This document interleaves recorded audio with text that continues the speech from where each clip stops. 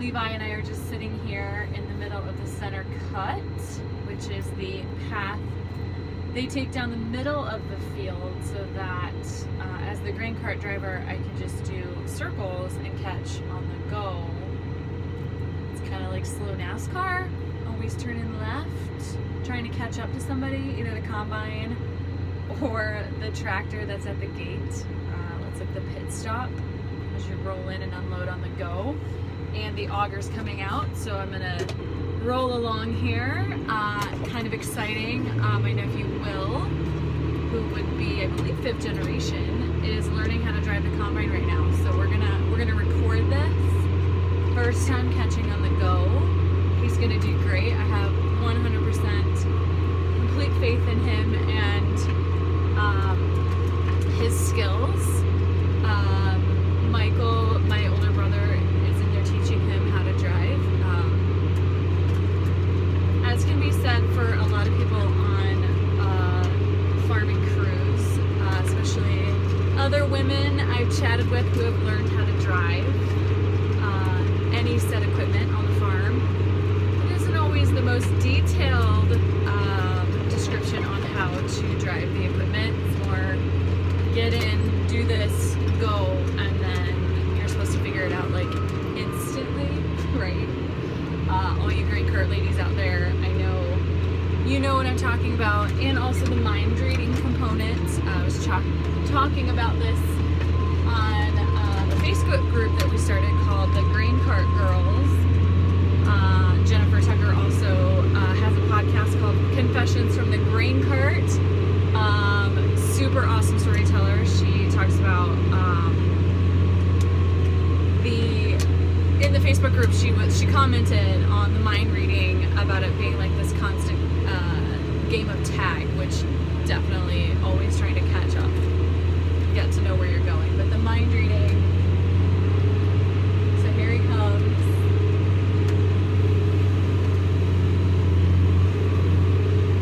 Also just wondering, you know, we have the radios in the tractor cab and we don't always use them because that's what communication made easy, but not always. So Will is driving, catching on the go. I can turn back behind. You can't see it, so it's fine. Catching it all video. Proud Auntie M here. I'm sure Michael is proud. Teresa, I'm sure you're proud too. The new generation of farmers. It's American Needs Farmers, A&F. And it's nice to be out on this gorgeous day, taking my little breaks to hop outside. I'm still in a tank top. Indian summer, loving it.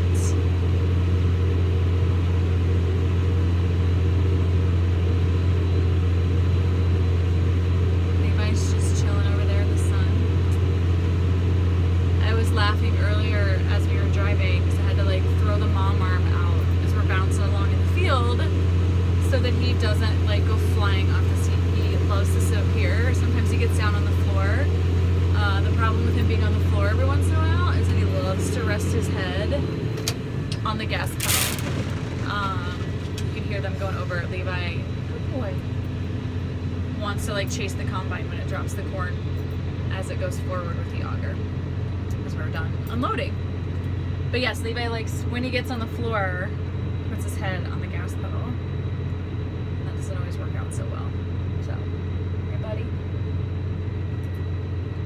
Anyway, so the center cut makes it easier to catch on the go, that continuous flow.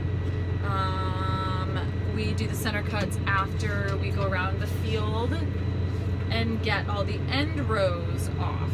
So the end rows are the perimeter of the field, and then we go down the center cuts and we just keep making little paths through the field. I love that first pass and the center cut. It's like your breaking trail.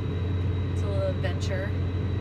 Having corn on both sides, so you just go down the path, like a little maze. Funny, just watching Will as he turns and lines up to get on the rows. I remember that. first time I came back to harvest, I actually drove the combine, and which now I'm primarily in the grain cart, but I drove the combine, and I do remember that being the hardest part, is like making that turn and then getting the header lined up with the rows. So there's some skill involved, but also practice, you know, makes perfect, makes it easier. Little confession of that first year driving the combine, as I was basically put in the cab, given a few directions, and said go. I went flying through a washout and literally thought I had broken the header off because I hit so hard. I just was under the impression that big tires, big machine, just cruised through the washout, and that's definitely not the case. So, confession there. I don't know if I ever already told anybody that, but I didn't break a snoot off, which is the pointy part of the header. Didn't break anything, so that was a lucky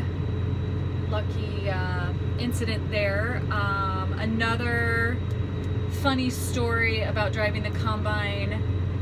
We were on one of the farms that actually has a hill on it, and I came over the hill and was headed downhill and slowed down to unload on the wagon, and then as I slowed down, I slowly just tipped forward. So the back end of the combine was up in the air, and I was just like balancing, teetering on the header. So fun stories of learning how to drive farm equipment when you don't have all the instructions of how to do it and haven't been doing it all your life. So I guess it's that learn by experience, because I never did those things again. So we can take that little mindfulness for the day, as sometimes we have to learn by doing it wrong first. And doesn't matter, even if you had the instructions, it probably would still happen, or it could still happen, right? So confessions from the grain cart today, stories of learning how to drive the farm equipment and the things that can happen and go wrong, but we're here to tell about them. Farm safety. Thanks for tuning in.